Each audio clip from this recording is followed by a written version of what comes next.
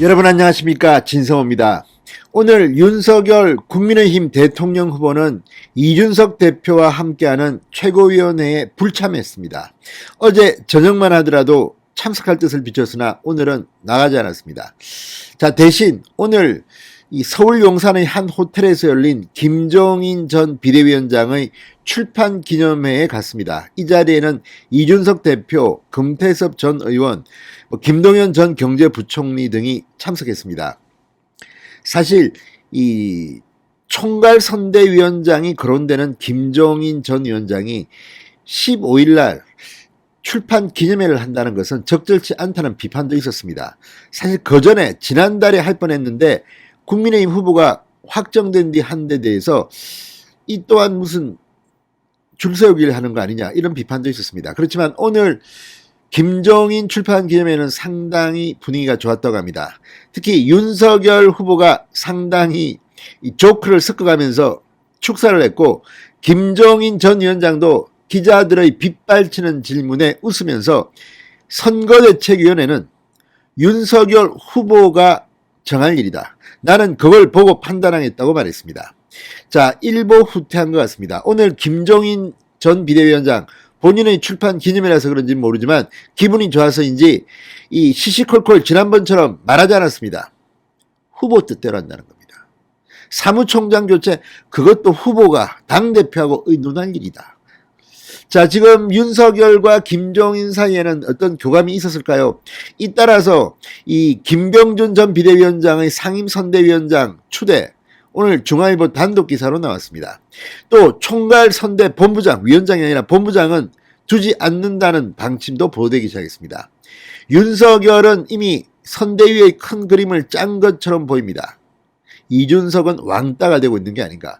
김종인과는 물밑 교감이 있는 듯 보입니다. 김종인은 윤석열이 이걸 다 짤 때까지 자신은 코멘트하지 않겠다고 했습니다.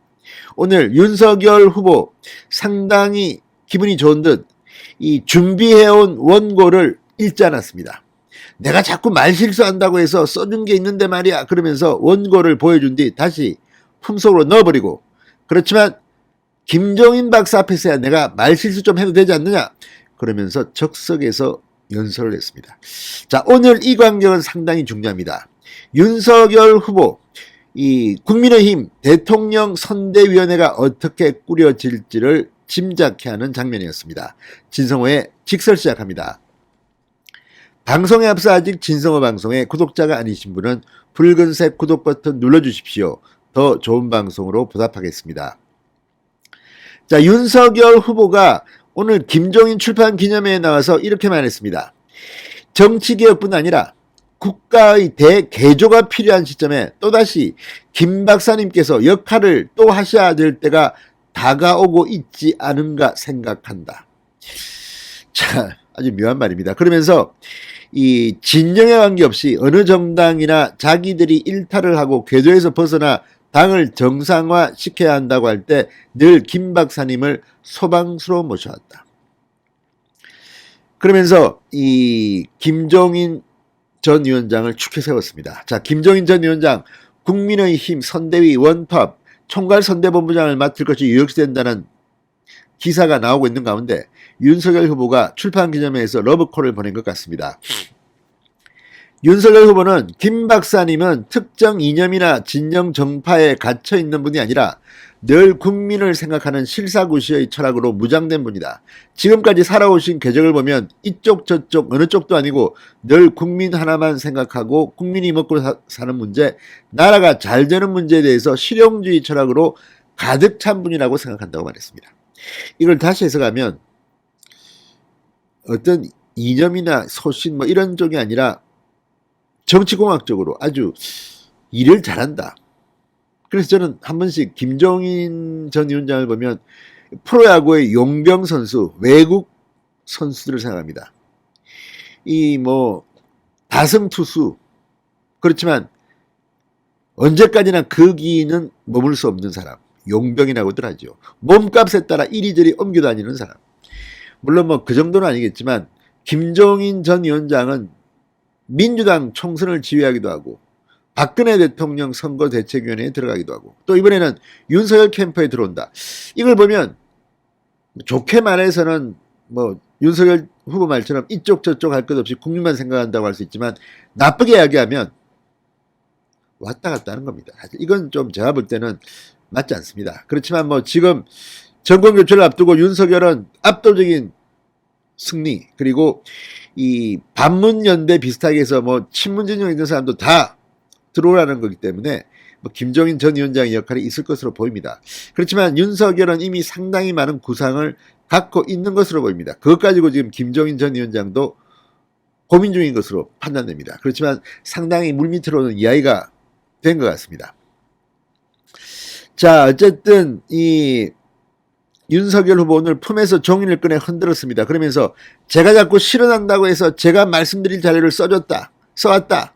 그래도 우리 김 박사님께 관한 이야기니까 제가 실현을 좀 해도 상관없겠다 싶어서 그냥 말씀드리겠다. 즉석 연설을 한 겁니다. 우리나라 법조계뿐 아니라 정계나 경제계에서도 많은 법조인이 활동하고 있다. 우리나라 근대 사법제도가 들어온 이래 가장 훌륭하고 존경받는 법조인을 고르라고 한다면 아마 10이면 10명 다 가인 선생을 뽑을 것이다. 가인 김병로 선생을 지금 이야기한 겁니다. 자, 어쨌든 이걸 보면 지금 윤석열 전 총장은 나름대로 마음속에 준비를 하고 있는 것 같고 김종인 전 위원장과도 어느 정도 소통이 된 것 같습니다. 자, 김종인 전 위원장 오늘 기자들이 막 질문을 했습니다. 윤석열 후보의 요청에 대한 답변을 묻자 웃으면서 이렇게 말했습니다. 그럴 계기가 있으면 도와줄 수도 있고 그런 것이다. 그러면서 나는 아직 이 선대위 구성에 대해서 일체 아무것도 모른다. 윤 후보에게 따로 제안을 받은 게 있느냐고 묻자 침묵했습니다. 그러면서 이 선대위에 대해서는 시간표도 모르고 내용도 모르고 아무것도 모른다.